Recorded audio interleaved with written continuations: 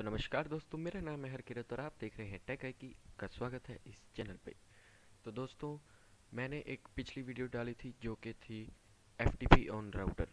तो उसमें हमने बात की थी कि अगर हमारे पास कोई फाइल है, कोई स्टोरेज मीडिया है, तो उसको हम वाईफाई के नेटवर्क के अंदर कैसे शेयर कर सकते हैं। लेकिन उसकी ये लिमिटेशन थी कि हम उसे सिर्फ वाईफाई की कवरेज एरिया के अंदर ही हम उसे शेयर कर सकते हैं, लेकिन पूरे इंटरनेट या फिर अगर कोई और यूज़र बैठा है कहीं और जो कि उस वाईफाई को एक्सेस नहीं कर सकता है, तो उसे हम फाइल्स शेयर नहीं कर सकते।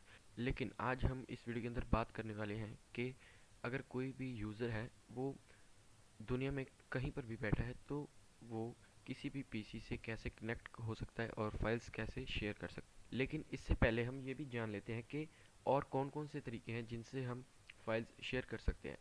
तो हमारा फर्स्ट आ जाता है NAS। तो NAS एक हार्डवेयर डिवाइस है जो कि एक सर्वर की तरह काम करता है, जिसके अंदर काफ़ी सारी हार्ड ड्राइव्स लग जाती हैं और हम उसे इंटरनेट की मदद से एक्सेस कर सकते हैं। लेकिन वो कॉस्टली है। वो अगर किसी ने बिजनेस शुरू करना है तो उसके लिए अच्छा है, लेकिन अगर कोई इंडिविजुअल है उसके लिए काफ़ी कॉस्टली होगा। तो सेकंड ऑप्शन आ जाता है हमारे पास VPN, या फिर हम कह सकते हैं FTP भी।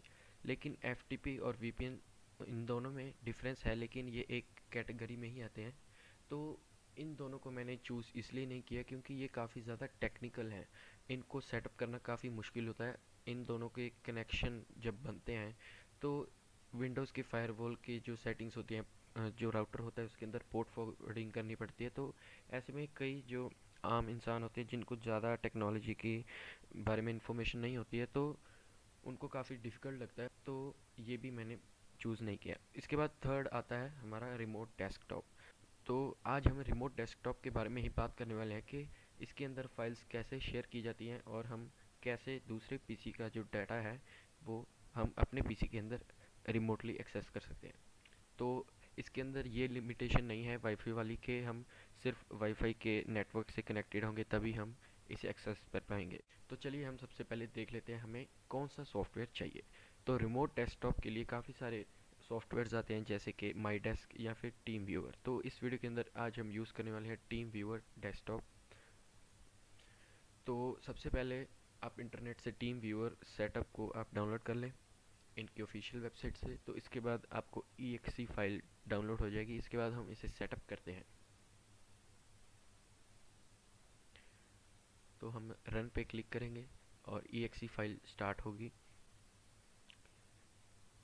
इसके बाद हमारे पास दो ऑप्शन हैं, डिफ़ॉल्ट इंस्टॉलेशन और सेकंड ऑप्शन है रन ओनली। तो हम फर्स्ट ऑप्शन को ही डिफ़ॉल्ट रहने देंगे और एक्सेप्ट करेंगे। इसके बाद हम येस करेंगे।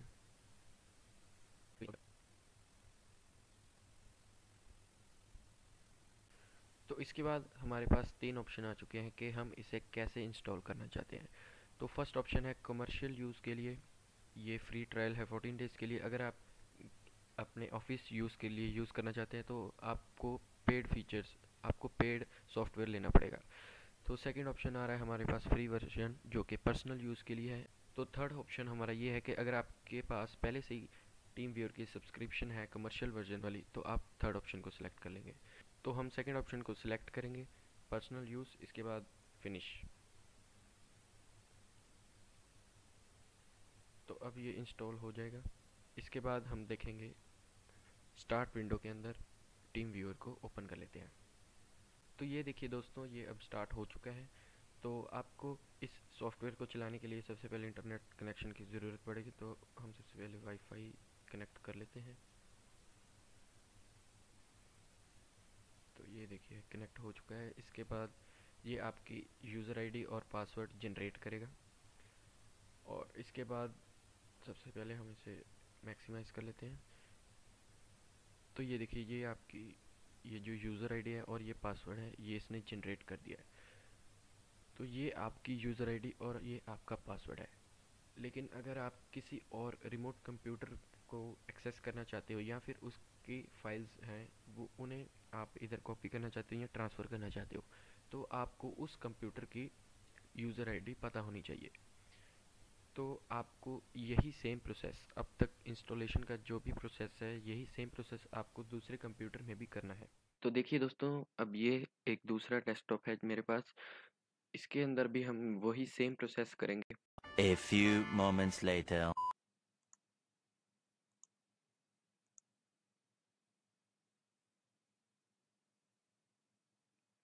तो अब देखिए दोस्तों, ये जो हमारा दूसरा कंप्यूटर है, इसके अंदर भी इसके यूज़र आईडी और पासवर्ड आ चुका है। अब हम दोबारा दूसरे कंप्यूटर में शिफ्ट करते हैं। तो अब हम दोबारा फर्स्ट कंप्यूटर पे आ चुके हैं। अब हम क्या करेंगे, जो सेकंड पीसी था उसका जो यूज़र आईडी था इसके अंदर एंटर करेंगे।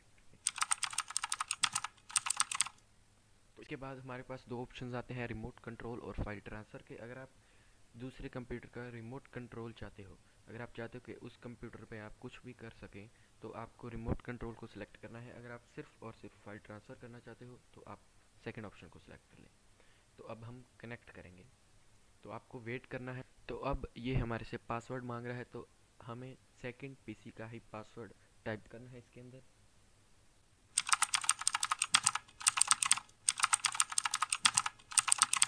इसके बाद हम लॉग ऑन करेंगे।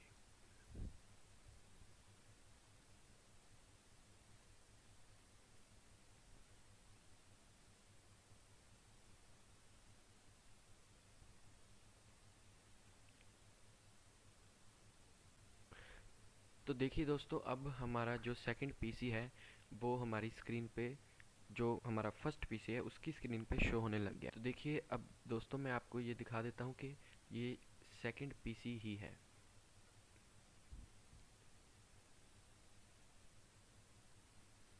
ये देखिए दोस्तों, जिस पीसी के अंदर पबजी थी और ये सारे ऐप्स थे, ये हमारा सेकंड पीसी था।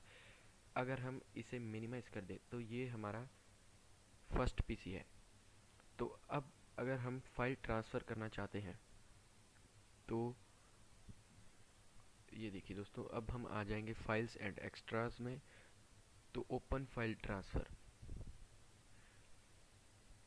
तो ये देखिए, ये जो दोस्तों ये है हमारा फर्स्ट पीसी है और ये दोस्तों हमारा ये सेकंड पीसी है। तो अब हम दोनों ही पीसीज में, अगर हम फर्स्ट से सेकंड में या फिर सेकंड से फर्स्ट में फाइल्स ट्रांसफ़र करना चाहते हैं तो हम किसी भी तरह कर सकते हैं। तो देखिए दोस्तों, अगर मैं अपने लोकल कंप्यूटर जो हमारा फर्स्ट पीसी था उससे अगर मैं सेकंड पीसी के अंदर डाटा ट्रांसफ़र करना चाहता हूँ तो हमें सबसे पहले फ़ाइल चूज़ करनी होगी। तो अगर मैं फ़ाइल चूज़ करूँ तो इसके अंदर अगर मान लीजिए मैं ये पिक सेंड करना चाहता हूँ, तो ये हमने हमारे लोकल कंप्यूटर में से ये फ़ोटो सेलेक्ट कर लिया। तो अब हम जो हमारा सेकंड कंप्यूटर है उसके अंदर लोकेशन सिलेक्ट करेंगे कि ये फ़ोटो जो है वो कहाँ पर सेव होनी चाहिए।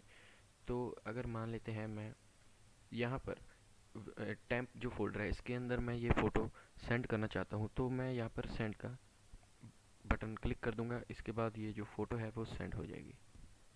तो अब देखिए दोस्तों, ये जो इमेज है अब ये यहाँ पर कॉपी हो चुकी। तो दोस्तों, मैं उम्मीद करता हूँ कि आपको ये जो मेथड है ये काफ़ी अच्छा लगा होगा। तो अगर वीडियो अच्छी लगी तो वीडियो को लाइक कर देना, चैनल को सब्सक्राइब कर देना और बेल आइकन को दबा देना। हम आपके लिए इसे वीडियो चलाते रहेंगे और आपका नेट पैक खर्चवाते रहेंगे। धन्यवाद।